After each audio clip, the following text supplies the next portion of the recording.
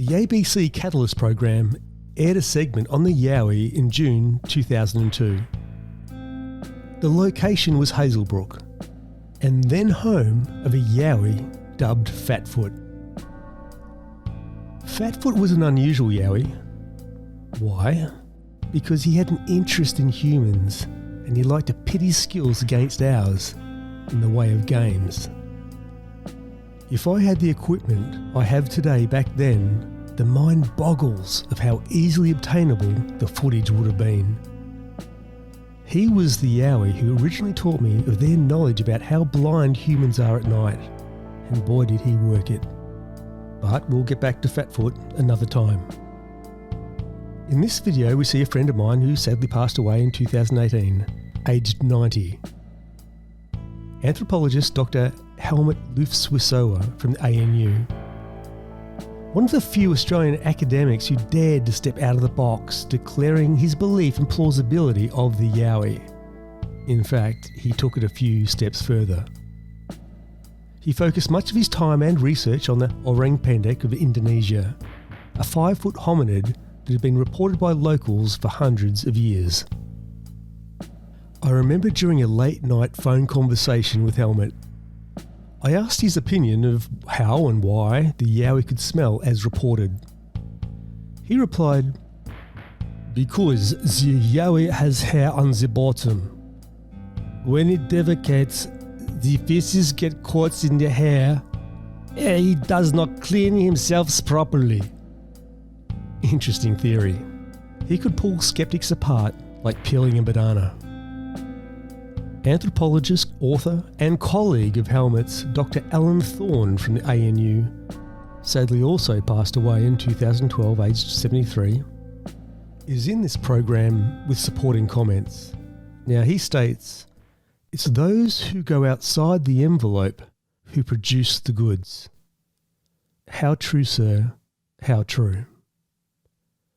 The latter part of this video focuses on the so-called tree bites. This, in particular, I need to focus on. Many people are misled on this topic, so let's set it straight. In my early days of Hazelbrook, I, like many other people, was sucked into the belief of this being Yowie related. It wasn't until I used my own mind rather than being swept along with the tide of gullibility, or more so, popular opinion, that I knew that this would be highly unlikely and unrealistic. For something as large as a Yowie to expand all his time and effort damaging his teeth and gums, and you could just imagine how cut up his mouth would be from all those splinters just for one grub? I don't think so. Not when you can tap a kangaroo on the head for a more substantial meal in less time. It makes no sense. Eventually I was finding these so-called tree bites from ground level to 10 metres, 30 feet high, in trees that wouldn't even take the weight of a Yowie. I was also, and importantly, observing talon marks on nearly every tree surrounding these bites. When a cockatoo lands on the side of the tree, he will dig his talons into the side of the tree to hold himself in place. While in Hazelbrook on expedition a few years ago, I caught this guy who'd swooped down ahead of me on a track and did this within a matter of seconds. And there's this. I think I can safely say, case closed. During the program, I don't believe the suggestion made by a certain person that these were made at night. I doubt anyone was out there watching a particular tree at daybreak or just before dusk. It's an unrealistic claim. That aside, on a brighter note, the Yowie activity at this location at the time was very real, and I was fortunate enough to observe and interact with him firsthand on more than one occasion. But again, I'll tell you about that another time. Enjoy the video. Yetis, Yowies, Bigfoot, we've all heard the stories of large, hairy, men-like creatures roaming through the bush. What we want to know is, What's really behind these mysterious sightings? In Australia, big hairy men are known as Yowies. Here in the Blue Mountains west of Sydney, Neil claims to have had over 300 encounters with Yowies over the last decade. The closest I've been probably is about 6 foot. Yeah, so eerie experience. Many of his neighbours have also had encounters. Neil and a friend, having heard the sound of footsteps in the bush, decided to follow. When I got close to where I thought it was last standing, I turned to Robert and said, I think it's somewhere around here, just be careful, I'm going to turn the light and see what happens.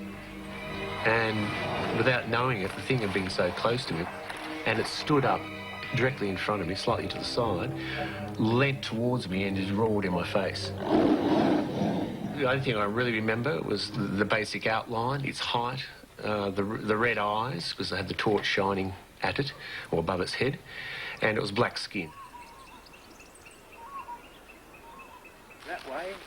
Neil and his neighbours have had hundreds of encounters with Yowies and gone looking for evidence of their movements. He claims these deep gouges are made by Yowies biting into trees in search of grubs. Once again, notice the consistent height, 6 foot above the ground. Canine tear through here. Mm-hmm. And you've got tear marks through the hardwood timbers, gone right down through the tree. And how many of these are there around here? In this immediate area here alone, there's over 300 of them. And it's not just Australians who are reporting encounters with wild men and women. Dr. HELMUT LOOFS-WISSOWA is an anthropologist who's catalogued similar reports from around the world, particularly Vietnam and Laos.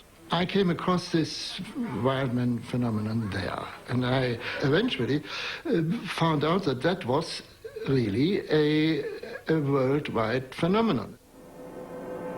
This is a drawing of a wild man supposedly found in Vietnam. When HELMUT showed it to villagers in Laos, they identified it as a creature they'd seen in their forests. HELMUT believes these creatures are Neanderthal men living in remote areas, and he thinks they're being dismissed too readily. You say, I've seen one, you're lying. You must be lying because they don't exist. Not everyone is so sceptical. Anthropologist Alan Thorne thinks mavericks like HELMUT are crucial to the progress of science.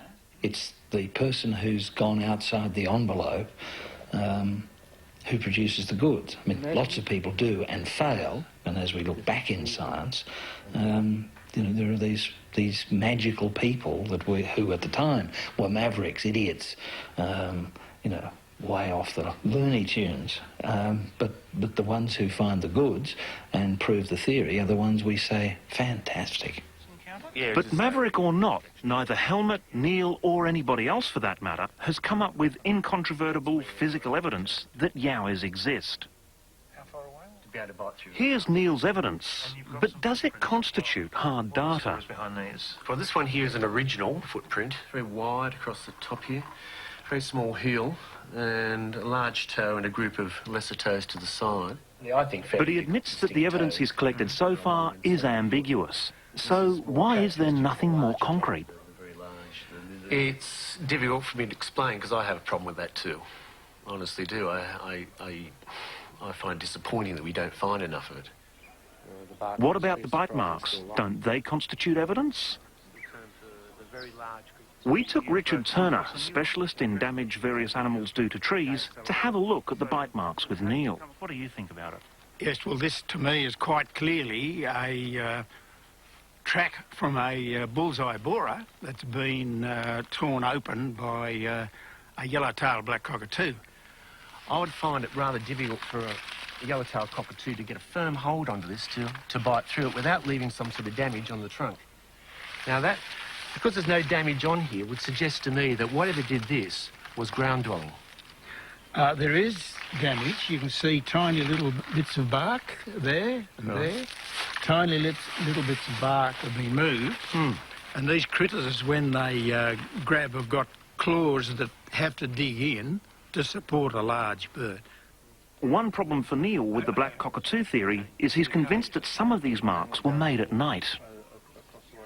So in other words, unless yellow-tailed black cockatoos are nocturnal, something else did it. In my experience, they are diurnal. They would go to roost at night. So the midnight theory is interesting. Perhaps there's another explanation for experiences with mysterious monsters. Perhaps it's a case of mistaken identity.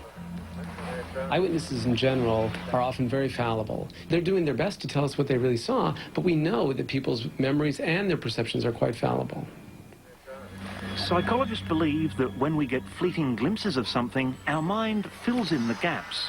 What we interpret it to be is moulded by our expectations. People have an expectation that it's out there, be it ambiguous or blurry or seen at night or very fast-moving. It can be very minimal. But that little tiny bit of something people can latch onto and say, well, if they have a strong expectation, they can end up seeing it in very different kinds of ways than it was. But Neil is not convinced by this explanation. Well, for the vast number of encounters that we've had, with something standing up in front of you and roaring in your face, something you've seen running through the bush ahead of you, been involved with a large number of people who have also experienced the same thing, either simultaneously or different times, that's not the case. Clearly, I think we're not imagining this thing. Whether these creatures are really roaming through the bush remains to be seen, but the pattern of evidence suggests that Yowies do not exist. However, Alan Thorne warns against being too sceptical.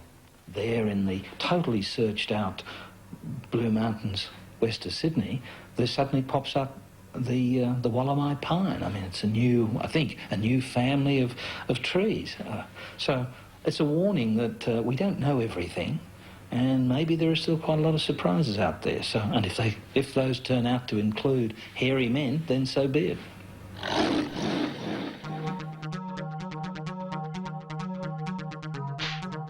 Facts are facts. I've seen it with my own eyes, and I can safely say it's a black cockatoo.